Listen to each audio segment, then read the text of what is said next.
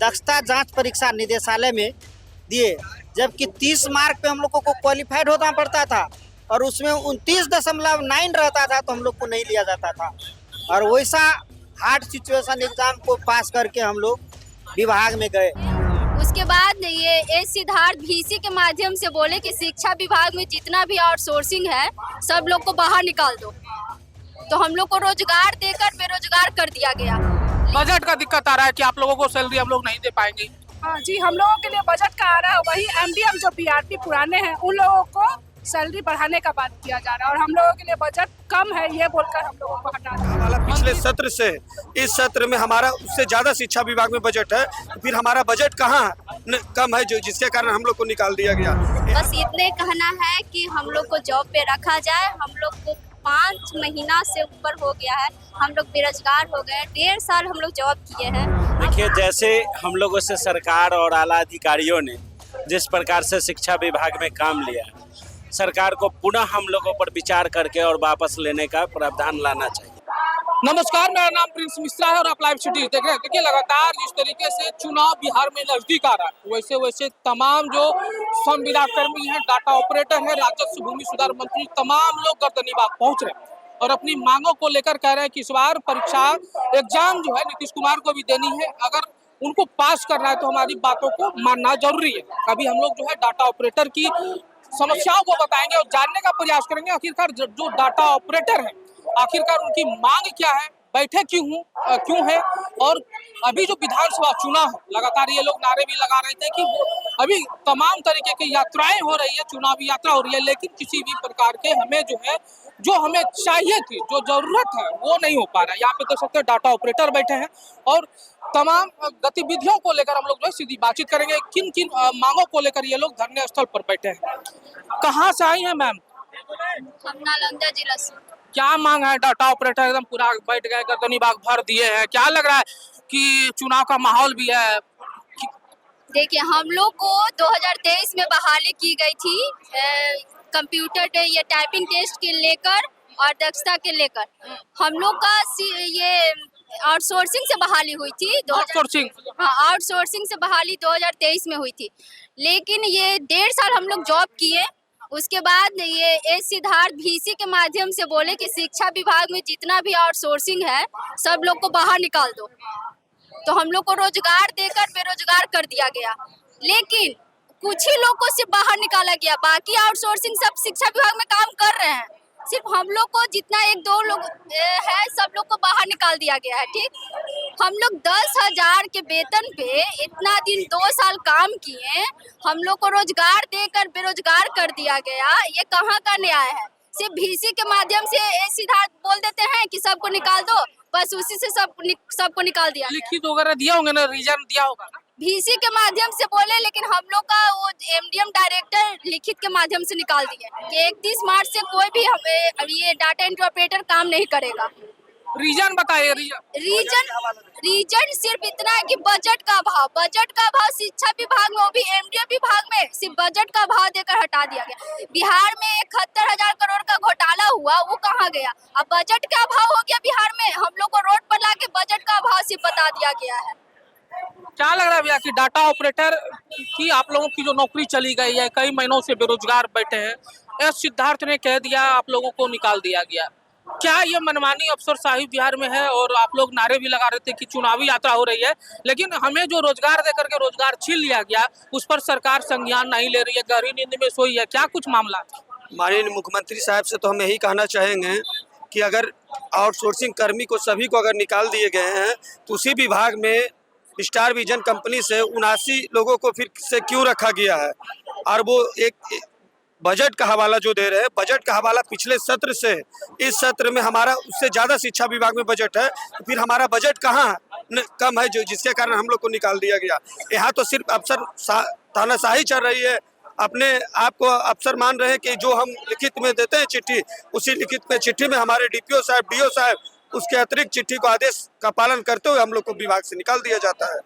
मांग क्या क्या है आप लोगों को? हम लोग का सर यही मांग है कि जो हम लोग का लेटर है उस लेटर को वापस लिया जाए, क्योंकि सर हम लोग का जो एक्सटेंशन डेट है, इससे पहले जो हमारे डायरेक्टर थे योगेंद्र सिंह, उन्होंने 31 अक्टूबर तक का हम लोग का एक्सटेंशन किया हुआ है। उसके बाद हम लोग को सर 31 मार्च को ही निकाल दिया गया है। एक डायरेक्टर सर आते हैं, एक्सटेंशन करते हैं, दूसरे डायरेक्टर सर आते हैं और वो हम लोग को निकाल देते हैं। ये तो सर आप ही बता सकते हैं कि क्या आप सर तानाशाही है। मांग और भी कुछ है कि सिर्फ रोजगार या नौकरी पे वापस होने की बात? बस सिर्फ हम लोग का यही सर मांग है कि हम लोग को वापस लिया जाए। 10,000 में गुजारा कैसे चलता होगा? परिवार है, बाल बच्चे होंगे, कहीं दूसरे जगह जॉब कर रहे होंगे, तो कहीं ना कहीं 10,000 की नौकरी में संभव है अभी कर पाना? सर अभी तो आउटसोर्सिंग कर्मी हम लोग को तो 1.5 साल हुआ है। बताया गया था कि हर एक साल 10% इंक्रीमेंट होगा, इंक्रीज होगा। हाँ, इसी वजह से हम लोग इसमें लगे हुए थे और अपना कीमती समय दे के हम लोग उस कार्य को सफल बनाए। उसके बाद सफल बनाने का यही हुआ सर कि 1.5 साल के बाद हम लोग को नौकरी से बाहर कर दिया गया। काम क्या क्या करते थे? सर हम लोग का काम रहता था स्कूल में जाके बच्चों का मध्याह्न भोजन जांच करना, जहाँ पे चावल का घोटाला होता था, जो पुराने एमडीएम बीआरपी लोग करते थे, उस सब चीज को हम लोग ने देखभाल किए। उसके बाद हम लोग टीआरई काउंसलिंग वगैरह कराए, टीआरई 1, टीआरई 2, टीआरई 3 में काउंसलिंग कराए। पोषक वाटिका में हम लोग काम किए सर। सभी कार्यों को देखते हुए हम लोग रात दिन जिस तरह से हम लोग कहे पुराने एसीएस जो के पाठक थे उसके अनुसार से जो भी फरमान आता था हम लोग उसको पूरा करते थे। मगर उसके बाद सर डॉक्टर एस सिद्धार्थ आए और हम लोग को बोल दिए एक बीसी के माध्यम से कि 31 मार्च के बाद किसी आउटसोर्सिंग कर्मी को नहीं रखेंगे। फिर सर कल एक लेटर आउटसोर्सिंग कर्मी को उसी आईसीटी दूसरे नाम से आईसीटी के नाम से फिर एक लेटर निकलता है कि आउटसोर्सिंग कर्मी को रखेंगे और दूसरे कंपनी को फिर टेंडर दिया जाता है। सर ये कहाँ का तानाशाही है सर? तो सरकार अभी चुनाव का माहौल भी है, सरकार लगती है कि आप लोगों की बात मानेगी? आप लोग बैठ गए हैं, सरकार के पास कभी गए अपने मुद्दों को लेके? सर हम लोगों ने सरकार के पास 2-3 बार भी धरना किया, अपने निदेशालय के पास में जहाँ हम लोग का एमडीएम ऑफिस है वहाँ पे हम लोग ने धरना प्रदर्शन भी किया, मगर वहाँ से सर अभी तक हम लोग का कोई सुनवाई नहीं। कौन कौन ले रहे हैं धरना प्रदर्शन में भाग? धरना प्रदर्शन में सर सभी 38 जिला के हम लोग कर्मी हैं। मतलब कौन कौन से डिपार्टमेंट के लोग हैं? सर एक ही डिपार्टमेंट एमडीएम का ही मध्याह्न भोजन की है, ऑपरेटर है, सिर्फ डाटा ऑपरेटर ही है। तो लगता है कि सरकार बात मानेगी आप लोग? देखिए सर हम लोग तो प्रयास कर ही रहे हैं। अब सरकार के अगला रास्ता क्या? अगला रास्ता बस विधानसभा का चुनाव है सर, उसमें हम लोग करारा जवाब देंगे। करारा जवाब दे दीजिएगा? हाँ, दे देंगे। विकल्प कौन ले? विकल्प तो सर अभी क्या हम बताएं कि विकल्प क्या आएगा, मगर अगर हम लोग वापस नहीं आए तो नीतीश कुमार को इस बार भी गद्दी पर बैठने नहीं देंगे। क्या लगता है सरकार को मतलब समझने की जरूरत है क्या? जी बिल्कुल सरकार को समझने की जरूरत है। हम सरकार बनाते ही इसलिए है कि वो हम लोगों को समझे, हम लोगों के जो हम लोग के ऊपर मुसीबत पड़ा उसका समाधान करे। यही हम लोगों का सरकार से मांग है, नीतीश कुमार जी से मांग है कि हम लोग जब जहां एक तरफ सब लोगों को रोजगार दे रहे हैं, हम लोगों को बेरोजगार ना किया जाए, हम लोगों को भी रोजगार। कितने दिनों से बेरोजगार है? हम लोगों को लगभग 5 महीना से ऊपर हो गया बेरोजगार। 5 महीने से घर में बैठे हैं, परिवार कैसे चल रहा है? अब जैसे तैसे चल ही रहा है, लेकिन हम लोगों को बस नीतीश कुमार से मांग है कि अब हम लोगों का रोजगार वापस दे दिया जाए। 10,000 में आप लोगों को वेतन मिलता है, 10,000 में परिवार चलता है अच्छे से? नहीं, हम लोगों का 10,000 नहीं, हम लोगों को 16,000 बोल के रखा गया था। उसमें हम लोगों को काट छाट के 10,000 दिया जा रहा था, लेकिन फिर भी हम लोगों को इस अभी बेरोजगारी के दौर में हम लोग 10,000 में भी हम लोग शांति से काम कर रहे थे, लेकिन इसमें भी हम लोगों को बजट का हवाला देकर हम लोगों को हटा दिया गया। बजट का दिक्कत आ रहा है कि आप लोगों को सैलरी हम लोग नहीं दे पाएंगे? हाँ जी, हम लोगों के लिए बजट का आ रहा है, वही एमडीएम जो बीआरपी पुराने हैं उन लोगों को सैलरी बढ़ाने का बात किया जा रहा है, और हम लोगों के लिए बजट कम है ये बोलकर हम लोगों को हटा दिया। मंत्री साहब से मिले, विभाग से मिले आप? हाँ, हम लोग सभी से मिले, यहाँ सारा नेता मंत्री से मिले, सभी लोग बस आश्वासन दिया कि ठीक है देखते हैं। उसके बाद वो लोग ये बोलते हैं कि पॉलिटिकल मामला है। पॉलिटिकल मामला है? वो लोग ये बोलकर हम लोगों को बोलते हैं कि ठीक है देखते हैं, बस यही बोलते हैं। कहाँ से आई हैं आप? नालंदा। नालंदा से। कड़ाती धूप में बैठे हैं अपनी मांगों को लेकर, लगता है कि सरकार बात मानेगी? काफी दिनों से आप लोग मांग कर रहे हैं। माननी तो चाहिए, सरकार मानी। नीतीश कुमार जी कहते हैं बेटी बचाओ बेटी पढ़ाओ। बेटी आज नारा लगा रही है कि हम लोग को वो रोजगार दिए थे, हम लोग को आउटसोर्सिंग के माध्यम से ही, आउटसोर्सिंग के माध्यम क्यों रखा गया? जब तक सरकार की मंजूरी होती है तब ना आउटसोर्सिंग रहता है। ऐसे तो आउटसोर्सिंग का आप जब नहीं रखना है आउटसोर्सिंग को, तो आप आउटसोर्सिंग को मान्यता ही नहीं दीजिए। क्यों देते हैं मान्यता उनको आउटसोर्सिंग को? बस इतने कहना है कि हम लोग को जॉब पे रखा जाए। हम लोग को 5 महीना से ऊपर हो गया है, हम लोग बेरोजगार हो गए। 1.5 साल हम लोग जॉब किए हैं, अब हम लोग क्या करें? पढ़ाई लिखाई भी सारा छूट गया है। कहाँ तक पढ़ी लिखी? हम ग्रेजुएशन कंप्लीट कर रहे कौन से मतलब सब्जेक्ट? हैं, हिस्ट्री ऑनर्स। हिस्ट्री ऑनर से। अब ग्रेजुएशन करके जो है बेरोजगार हो गए, नीतीश कुमार कह रहे हैं रोजगार देंगे, 1 करोड़ रोजगार देने की बात कहें, आप लोग बेरोजगार हो करके भी नौकरी मांग रहे हैं, तो लग रहा है कि सरकार फिर अंधेरे में रख रही है। अंधेरे में तो रख रही है। अब एक तरफ रोजगार दे के आंकड़ा बना लेते हैं कि हम लोग इतने को जो रोजगार दे दिए हैं बिहार में, इतनी नौकरियां सबको मिल गई, और वही फिर 1 महीना 1.5 साल जो भी हो वो निकाल देते हैं। बस खाली चुनाव के टाइम पे रोजगार दे देते हैं, चुनाव खत्म रोजगार खत्म, यही तो हो रहा है बिहार में। जिस डिपार्टमेंट के लिए आप लोग काम करते थे, अभी उस डिपार्टमेंट को कौन देख रहा है, कौन काम कर रहा है वहाँ पर? है बीआरपी, पुराने बीआरपी जो पहले से थे वही देख रहे काम हैं। तो ज्यादा होता होगा, प्रेशर काम बहुत है, ऐसा नहीं, काम बहुत है। वो लोग भी अकेले उनसे संभव नहीं है, एक अलग से रखे रहते हैं हेल्पर जो खुद से वो अपना देते हैं, लेकिन विभाग साइबर कैफे से काम करवा लेते हैं, अलग से ही किसी लड़का बड़का को रख लेते हैं, नहीं तो फैमिली में ही बेटा बाल बच्चा जो भी हो उनसे काम वो करवा लेते हैं। लेकिन विभाग में जो हम लोग डाटा एंट्री ऑपरेटर गए थे, उन लोग को वो देखना नहीं चाह रहे। मांग यही है कि आप लोगों को वापस काम पे रखा जाए। मंत्री विभाग से मिले, बहुत, अरे कौन मंत्री से नहीं मिले, सारे मंत्री के आश्वासन मिलता है। आश्वासन, हाँ जाइए देखते हैं, बस देखते किनसे मिले हैं, किनसे? अशोक चौधरी से मिले हैं, सम्राट चौधरी से मिले हैं, शिक्षा मंत्री से मिले हैं, और ये विनायक सर से मिले हैं, एसीएस सर से मिले, मतलब सारे जितना भी मंत्री है सारे से मिल चुके हैं, लेकिन कोई भी सुनने को तैयार नहीं है। अरे जिनका हम घर नहीं देखे थे उनके घर पे हम लोग जाके सुबह से जाके 4-5 बजे 7 बजे भोर से खड़े रहते हैं, मिलने तक नहीं देते थे। 10 बजे एंट्री हम लोग का होता था, उनसे बात होती थी, उनको लेटर देते थे तो वो बोलते हैं ठीक है हम देखते हैं। और सबसे पहली बात कि एसीएस सर ये कह के किसी के माध्यम से हटा दिए थे कि ये लोग कचरा है, कचरा का नाम हम लोग को दिए थे कि लोग कचरा है, कचरे को बाहर करो, कचरे को साफ करो, शिक्षा, ऐसा बोला गया। ये तो फिर अपमानित करने वाली बात हो गई। आप वही तो अपमानित करने वाली तो बात हो गई। बेटी का यही है सम्मान, अपमान ही सम्मान है बेटी का, ऐसा बिहार में होता है। अच्छा, अगला कदम क्या होगा डाटा ऑपरेटर का? आप तो हर जगह चले गए, आश्वासन मिला, कुछ हुआ नहीं, अगला कदम आप लोगों का क्या होगा? क्योंकि विधानसभा चुनाव नजदीक है, लेकिन क्या लग रहा है कि चुनावी रैलियां हो रही है, तमाम तरीके की गतिविधियां हो रही है, लेकिन आप लोगों की जो मुद्दे हैं उन पर विचार नहीं हो रहा है। तो अगला कदम हम लोग का यही रहेगा, सब तो जनते का हाथ में, सारे तो जनते का हाथ में, सरकार बनाना, सरकार बिगाड़ना। अगर हम वोट डालती है? हाँ डालते हैं, हाँ डालते हैं। तो क्या होगा फिर बताइए। इस बार वोट नहीं देंगे, अगर मेरी मांग पूरी हो गई तो फिर से माननीय मुख्यमंत्री नीतीश कुमार जी को बैठाएंगे, अगर मांग पूरी नहीं हुई तो उनको गांव में घुसने नहीं देंगे। गाँव में घुसने नहीं दीजिएगा। कई सारे वीडियो भी वायरल है, कई मंत्रियों को जो है भगा दिया जा रहा है। भगा दिया गया है ना, उसी उनको भी भगाया जाएगा। वोट के टाइम जनता याद आता है, ऐसे जनता रोड पे बैठा हुआ है उस टाइम याद नहीं आ रहा है कि जनता कितने की संख्या में है? 582 हम लोग संख्या में, 582 तो हम लोग सिर्फ कर्मी हो गए, उसका फैमिली, उसका रिलेटिव, सारे लोग सोचिए कितना उनका वोट नहीं, 582 संख्या कुल है आप लोगों का, सबों को निकाल दिया गया सारे लोग। और भी कुछ लोगों से बातचीत कर लेते हैं। और आखिरकार क्या दिक्कतें आ गई जो है, आप लोग सड़क पे उतर गए, आप लोग कह रहे हैं कि लगातार जो है सरकार से हम लोग मांग करते रहे, मांग पूरी नहीं हुई, अब जो है हम लोग आर पार की मूड में है।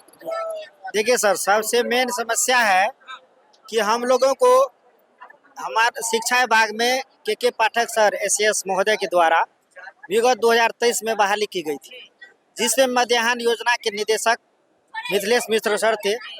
उसके समय काल में हम लोगों ने दक्षता जांच परीक्षा निदेशालय में दिए, जबकि 30 मार्क पे हम लोगों को क्वालिफाइड होना पड़ता था और उसमें 29.9 रहता था तो हम लोग को नहीं लिया जाता था।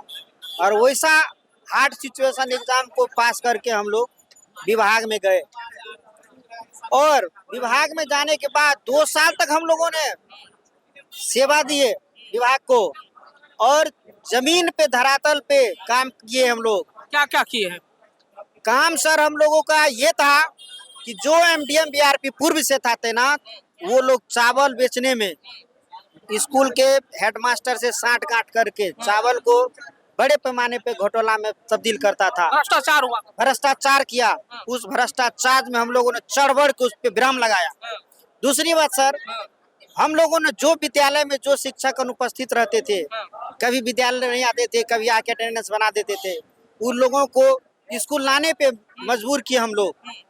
बच्चों को जो स्कूल नहीं आना चाहते थे उसको दक्ष मिशन के तहत हम लोगों को निरंतर रूप से स्कूल में चलवाया और बच्चों को प्रोत्साहित किया स्कूल आने पर। उसके बाद सर हम लोगों ने ऑनलाइन से रिलेटेड जो भी वर्क है, ई शिक्षा पोर्टल हो, पोषण पखवाड़ा हो, पोषण वाटिका हो, और सारे हैं जैसे कि TRE 1 3 जो भी काउंसलिंग वगैरह था, सब चीज में हम लोगों ने चढ़ बढ़ के हिस्सा लिया, योगदान दिया, जिसका परिणाम आज हमारे SAS doctor S Siddharth sir तुगलकी फरमान दिया कि इन लोग को 31 मार्च 2025 को सेवा समाप्त कर दो, इन लोग को नौकरी से निकाल दो। अगला कदम क्या होगा? आप लोग कह रहे हैं कि सभी मंत्रियों से मिल लिए, हर जगह चले गए, सभी लोगों का दरवाजा खटखटा लिया, लेकिन किसी ने हमारी बातों को नहीं सुना है। अगला कदम क्या होगा? आप लोगों का आर पार की मूड में है? देखिए सर, आश्वासन सब दिया, लेकिन किसी से सफलता नहीं मिला, चाहे पक्ष हो या विपक्ष हो। और हम लोग इस बार अंतिम समय में, हम लोग चुनाव के अंतिम दौर में अपना लड़ाई लड़ते रहे हैं, और हम लोग जब तक हम लोग को वापस नहीं लिया जाएगा नौकरी पे, तब तक अनवरत हम लोग का ये धरना चलते रहेगा। और मैं माननीय मुख्यमंत्री जी से हाथ जोड़ के विनम्र निवेदन करते हैं कि हम लोग को सर, हम लोग जो युवा अभी बेरोजगार हैं, रोड पे दर दर की ठोकरें खा रहे हैं, हम लोग इस कगार पे हैं कि दोबारा पढ़ के दूसरी नौकरी प्राप्त नहीं कर सकते हैं। हम लोगों को, हमको पुनः रोजगार दे, हमें काम पर वापस ले, और बीच से जो हमें कंपनी जो शोषण करती है हम लोग को, उस आउटसोर्सिंग को, कंपनी को बीच से हटा के सीधा विभाग में संयोजन करे और हम लोग को एक जीने का मार्ग प्रदान करे। क्योंकि हम लोग भी बाबा साहब भीमराव अम्बेडकर के कहे सुने और उन्हीं के बनाए संविधान पे हम लोग चलने वाले लोग हैं, कभी उपद्रव पे नहीं गए हैं। अगर हम लोगों की मांग को पूरा करते हैं मुख्यमंत्री जी, तो हम लोग उसके 2024 में भी सहयोग किए थे लोकसभा चुनाव में, जिसके चलते ने 12 हाँ, इस बार अगर हम लोग को लेता है तो हम लोग विधानसभा में उसको सहयोग करेंगे। अगर नहीं लेते हैं हम लोग को काम पे वापस, तो हम लोग ईंट से ईंट बजा देंगे, और प्रत्येक जिला ही नहीं, प्रत्येक ब्लॉक ही नहीं, प्रत्येक गांव में हम लोग का भाई लोग आए हुए हैं, एक एक NDA के नेता को घुसने तक नहीं देंगे। करें ईंट से ईंट। बोलिए बोलिए बोलिए, क्या लग रहा है? बोलिए। व्यवस्था को सुदृढ़ करने के लिए, मजबूत करने के लिए आप लोग बहुत बड़ा योगदान दिए हैं। अब गर्दनी बाग में बैठे अपनी मांगों को लेकर, आप लोग बेरोजगार हो गए। संक्षिप्त में बताइए कि सरकार को क्या करनी चाहिए? देखिए, जैसे हम लोगों से सरकार और आला अधिकारियों ने जिस प्रकार से शिक्षा विभाग में काम लिया है, सरकार को पुनः हम लोगों पर विचार करके और वापस लेने का प्रावधान लाना चाहिए। कदम क्या होगा? आप लोग हर लोगों के दरवाजे को खटखटा दिए। देखिए, सबसे बड़ी चीज की आला अधिकारियों ने जो भी फरमान जारी किया, 6 बजे का फरमान जारी किया कि 6 बजे तक हमारा 100% निरीक्षण हो जानी चाहिए, तो हम लोगों ने 5 बजे तक अपलोड कर दिया। हम यानी वो भी विद्यालय का औचक निरीक्षण करते हुए, ऐसा नहीं कि विद्यालय का बिना निरीक्षण किए, जैसे अभी BRP कर रहे हैं, बिना निरीक्षण किए हुए फॉर्मेट भर दिए, साइन कर लिए और उसके बाद अपलोड कर दिए। तो इस प्रकार का हम लोग कागजी नाम। कदम क्या होगा? अगला कदम बताइए। अगला कदम सर होगा कि हम 534 ब्लॉक में कार्यरत हैं, जिला में भी कार्यरत हैं, सारी काली चिट्ठी निकालेंगे और काली चिट्ठी को जो है एकदम जो मीडिया में और डिजिटल को साथ रखिए। अभी DG युग चल रहा है सर, DG युग में हम छोड़ेंगे नहीं साथ। देख सकते हैं डाटा ऑपरेटर का साफ तौर पे कहना है कि चुनाव नजदीक है, ऐसे में सरकार हमारी बातों को नहीं मानेगी तो हम जो है हर एक प्रखंड में हम लोगों ने काम किया, वहाँ की काले चिट्ठियों को निकाल कर जो है सार्वजनिक कर देंगे, ताकि सरकार को ये समझने की जरूरत होगी कि आखिरकार हमने गलती कहाँ की। और डाटा ऑपरेटर को हमने जो रखा था, रोजगार की जो हम लोग बात करते हैं, अब उन्हें हमने बेरोजगार किस तथ्यों के साथ कर दिया। ऐसे में आप लोगों को क्या लग रहा है कमेंट बॉक्स में जरूर बताइएगा। बने रहेगा लाइव सिटीज पर। बहुत बहुत शुक्रिया।